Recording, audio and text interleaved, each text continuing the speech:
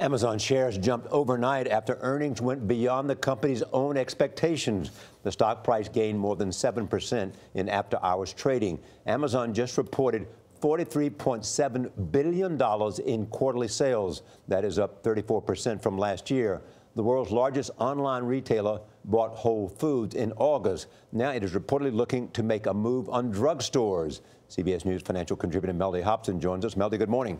Good morning. So what are they doing that's making all this money? Wow. It was a quarter. I mean, it was unbelievable. People were expecting 3 cents a share in earnings, and they reported 52 cents. A lot of it is the sales growth, record revenues in a non-holiday quarter. But one could say it was Christmas in July because it was that Prime Day in July that really boosted revenues, especially with Prime Day taking off internationally.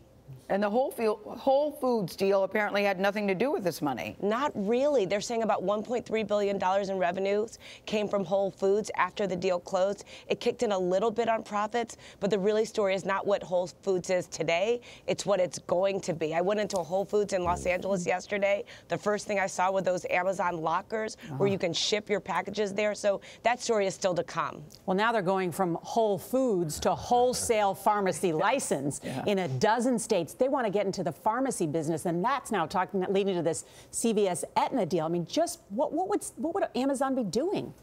Well, I think this is a brilliant idea. I mean, it's a natural extension to go into drugs and also drug wholesaling because they have such a great logistics model that they can take advantage of. And it has the drugstore chains worried. When it was announced that they were going down this direction, their stocks did sell off. And so they're looking for other means of growing. And so that's why I think we saw the CVS Aetna announcement, as well as the fact that the government says we don't want any more of these drugstores tying up together. They did not allow Walgreens Alliance Boots to buy Rite Aid.